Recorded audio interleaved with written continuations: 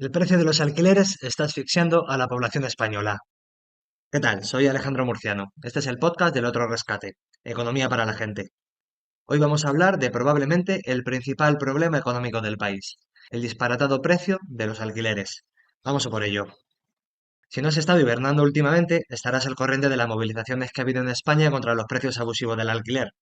La manifestación del domingo 13 de octubre en Madrid aglutinó a decenas de miles de personas protestando por ello. Yo creo que a estas alturas todos nos estamos preguntando cómo hemos podido llegar a esta situación y qué está pasando exactamente. Así que vamos a intentar arrojar un poco de luz. Vamos primero a exponer algunos datos que nos den muestra de hasta qué punto ha llegado esta locura. Después trataremos de identificar las causas que han contribuido a que los precios del alquiler se hayan disparado de tal manera. Y por último, vamos a ser optimistas y a plantear algunas soluciones. En mi opinión, el precio de los alquileres se ha convertido directamente en el principal problema económico del país. La realidad es que aunque la economía de España crezca, muchas personas, y en especial los jóvenes, no pueden permitirse un techo para ellos solos, sobre todo en grandes ciudades como Madrid y Barcelona, con los precios especialmente estresados. Según Idealista, los alquileres se han disparado en la capital casi un 42% en solo 3 años, aproximadamente lo mismo que lo hacen en la ciudad condal, donde aumentan un 41% entre 2021 y 2024. En el conjunto del país crecen un nada desdeñable 26%. Por profundizar en Madrid, el precio del metro cuadrado supera ya los 20 euros. Esto implica que un piso amplio de unos 90 metros, que podríamos entender para una familia, rondaría los 1.800 euros. Mientras que si quieres vivir solo y buscas un apartamento de unos 50 metros, el precio se te irá por encima de los 1.000. Hay informaciones que apuntan que los españoles han pasado de destinar el 22 al 27% de sus ingresos en pagar el alquiler. Aún así es un dato que probablemente engaña, porque los ciudadanos de rentas altísimas lo distorsionan a la baja. De hecho, si miramos en vez del salario medio, el salario mediano, es decir, aquel que percibe el español que está justo en el punto medio, si nos ordenas por ingresos, ahí los resultados sí que son devastadores. A mediados de 2023, este salario mediano era de unos 1.000 euros netos para los jóvenes.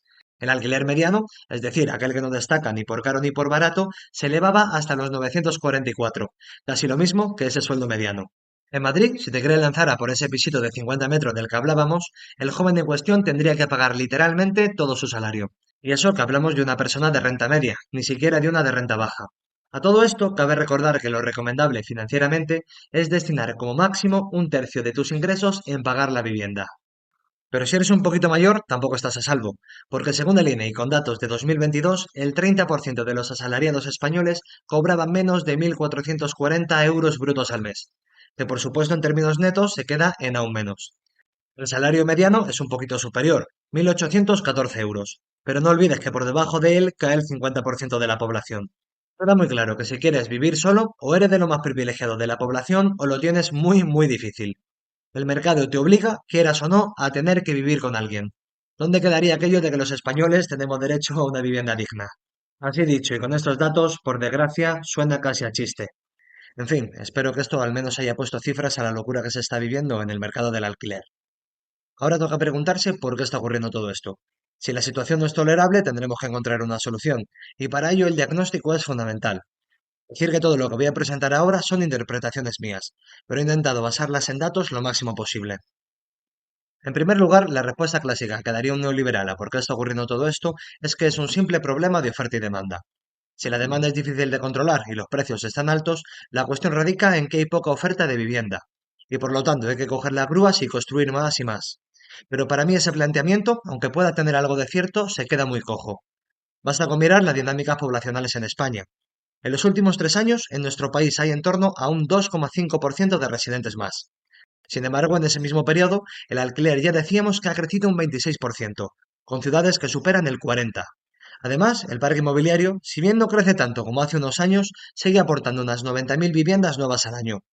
Entonces, si cada vez hay más viviendas, ¿por qué el precio del alquiler crece muy por encima de lo que lo hace la población?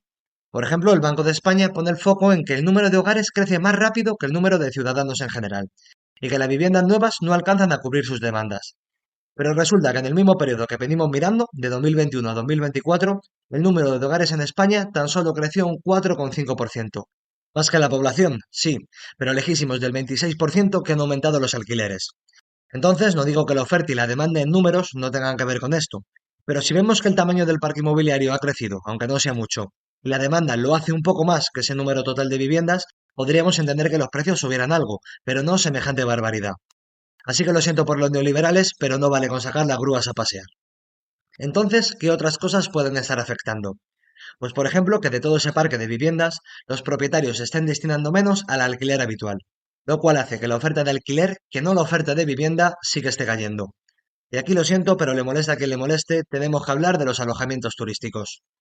Este problema se expande irremediablemente en los barrios céntricos de las grandes ciudades, creando una escasez real de pisos para alquilar y vivir. Y por supuesto llega como una bola de nieve a la periferia al desplazar a quien antes vivía en el centro. En Madrid, por ejemplo, donde el alquiler ha crecido un 41% en 3 años, se calcula que hay unos 13.000 pisos turísticos, solo 1.000 de ellos legales. En el distrito centro, donde el precio del metro cuadrado está ya en 24 euros, uno de cada 4 pisos en alquiler son ya para el turismo. Por lo tanto, debería quedar fuera de todo debate que la fiebre de los Airbnb empieza a adquirir un papel muy relevante y preocupante en el mercado del alquiler. ¿Y qué hay de si hablamos de un viejo conocido, los pisos vacíos? Aquí el INE nos ofrece un dato de principio de 2021, pero no hay motivo para pensar que haya disminuido demasiado. En esa fecha había nada menos que 3,8 millones de viviendas vacías en España, más del 14% del parque inmobiliario de nuestro país. Bien es cierto que el porcentaje es mayor en municipios pequeños o en proceso de abandono, pero la cifra en las grandes ciudades tampoco se puede ignorar. En Madrid hay casi 100.000, más de un 6% del total de las viviendas de la capital, mientras que en Barcelona encontramos más de 80.000, que representan un 9,3% del parque inmobiliario de la ciudad condal. En una situación ideal de incorporarse todas estas viviendas al mercado del alquiler, daría para cubrir holgadamente las necesidades generadas por el aumento de hogares españoles que comentábamos antes. En general, tenemos que decir que la oferta de la vivienda en alquiler es difícil de calcular. Sabemos los contratos que se celebran, pero no cuántas viviendas realmente se quieren ofrecer a cada precio. Los amigos neoliberales han intentado usar los anuncios de los portales inmobiliarios para vender humo y decir que la oferta se estaba desplomando. Pero eso no es en absoluto representativo de la realidad, porque omiten todas las viviendas que ya están alquiladas, que son la mayoría. Algo más realista, el Banco de España habla de cierta rigidez en la oferta, pero ¿qué hace por poder adaptarse a la demanda? Una oferta que se vería, sin lugar a dudas, beneficiada si se logra movilizar todo este stock de inmuebles que veíamos y que están fuera del circuito de la vivienda habitual. Sería suficiente para dar techo a todos los ciudadanos. Pero además también se puede mirar todo esto desde otra óptica, precisamente la contraria, la de la demanda del alquiler. Y yo creo que aquí tenemos que hablar de la despoblación de la España rural. En nuestro país se ve un claro proceso de concentración en unas poquitas ciudades, mientras que muchos pueblos y ciudades pequeñas no paran de perder población. Esto por un lado estresa el precio del alquiler por parte de la demanda en las grandes capitales, en áreas concretas donde queda poco suelo para construir y el número de viviendas es finito. Y por otro lado hace que el mercado en municipios menos poblados sea casi inexistente, haciendo que allí probablemente nadie ni siquiera ofrezca ni demande alquileres.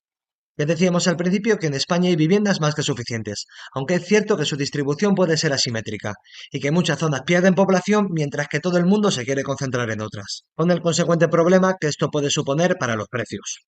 Así que podemos decir que invertir en el desarrollo de la España rural también es luchar contra el disparate del mercado del alquiler. Una vez apuntadas todas estas causas y hecho el diagnóstico, nos toca preguntarnos qué se puede hacer. Probablemente el punto central del debate es si los alquileres pueden regularse o no. Una vez más, la derecha dirá siempre que esa es la peor de las ideas, porque haría que muchos propietarios no quisieran alquilar sus casas y la oferta cayese, creando una escasez de pisos y una subida de precios. Los neoliberales piensan que cualquier intervención en el mercado es mala, y ven esa oferta y demanda como algo lineal y proporcional cuando no tiene por qué ser así.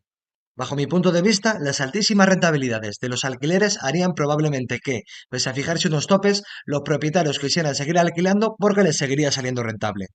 Es cierto que posiblemente ese techo no podría ser excesivo, porque entonces sí que saldrían pisos del mercado, pero tengo la sensación de que hay margen suficiente para fijarlo y reducir los precios sin atropellar a los arrendadores. La realidad es que la fuerte demanda, sobre todo en grandes ciudades, ha traído enormes ganancias a los propietarios, en un contexto en que la vivienda, tanto en alquiler como en venta, ha subido de precio mucho más que casi cualquier otro bien o servicio. Mucho cuidado porque aquí si miras datos de la rentabilidad bruta de los alquileres, se puede ver que ésta se ha mantenido más o menos lineal, en torno al 5,5%, pero tiene truco. Ese es un dato que sale de calcular los cobros por el alquiler sobre el valor de venta actual de la vivienda, que también se ha disparado. Pero la mayor parte de pisos que se alquilan llevan mucho más años bajo la propiedad de sus arrendadores. En muchas ocasiones incluso lo habrán heredado, con lo cual lo que a ellos les ha costado la vivienda no es en absoluto lo que cuesta ahora. Por ejemplo, si tienes un piso en Madrid desde hace 3 años, en su día lo alquilabas por 1.000 y hoy por 1.400 euros, según el aumento de precios en la capital. Con lo cual, evidentemente, tu rentabilidad no es la misma ahora que antes. En conclusión, y por ser concreto sobre si regular o no los precios de los pisos, yo digo sí en aquellos lugares muy habitados y con el mercado estresado. No de una forma muy brusca, pero sí dentro de los márgenes que permite ajustar la rentabilidad que ahora perciben los propietarios a algo razonable. Razonable para ellos y, por supuesto, razonable para los inquilinos. Pero además, esa posible oferta que saliera al regular los precios podría y debería ser cubierta por el sector público. España tiene una importantísima carencia en alquiler social, especialmente si se compara con el resto de Europa. Volvemos a citar al Banco de España, que nos indica que en 2023 tan solo había 300.000 viviendas bajo este régimen en España, un 1% aproximadamente del parque inmobiliario del país. Contrasta con naciones como los Países Bajos, con casi un 35% de alquiler social sobre el total de viviendas. En un punto intermedio y algo más asequible, Francia presenta un 14% y el Reino Unido un 16,7%. Aquí el sector público tiene que dar un gran paso adelante. Y además de esto hay otras cosas que hacer que tienen que ver con los motivos que dábamos antes. Algo muy urgente es una regulación de los pisos turísticos, especialmente de los ilegales que proliferan de manera tan notable. También habría que revisar los alquileres por temporada o por habitaciones, que están al alza y que a menudo son un foco de irregularidades que buscan eludir las normas. Sobre los pisos vacíos hay que buscar movilizarlos y ponerlos en el mercado de cualquier forma, sea con incentivos para los particulares o con fuertes penalizaciones cuando son fondos buitres o grandes tenedores quienes los poseen. La vivienda sigue siendo un gran negocio en España. Los grandes fondos y bancos controlan casi 100.000 viviendas en alquiler, más de la mitad en Madrid. Aquí no estamos hablando de un ahorrador que ha comprado un piso y lo ha puesto en alquiler para ganar algo más que su nómina. Estamos hablando de un negocio de millones y millones de euros que no debería estar por encima del derecho de la gente a una vivienda. Y por último, cerrando y aunque sea algo mucho más amplio, se tienen que revisar las oportunidades que tienen los jóvenes en la España abandonada. Si allí no existe ninguna salida viable, es normal que todo el mundo quiera mudarse a las grandes ciudades y se viva una jungla por hacerse con un piso en alquiler. Invertir en los pueblos y pequeñas ciudades, crear allí un tejido productivo, es también luchar contra los precios abusivos del alquiler. Lo dicho, casas hay, suficientes para cubrir la demanda de los ciudadanos. Lo que toca es reordenar el mercado. Quienes hablamos de regular los alquileres no hablamos de ningún atropello. Hablamos de establecer los precios en un nivel razonable, anteponer el derecho a una vivienda a las altísimas rentabilidades de los propietarios y reequilibrar el mercado y el mapa de la vivienda, buscando hacerlo más justo, más razonable y mejor distribuido. Nadie dice que esto sea sencillo, pero hemos llegado a un punto en el que no hacer nada no es una opción. Y con esto finalizamos este episodio del podcast en el que abordamos uno de los mayores, si no el mayor, problema económico de nuestro país. Espero que nos veamos pronto en un nuevo episodio para seguir hablando de economía para la gente. Un fuerte abrazo.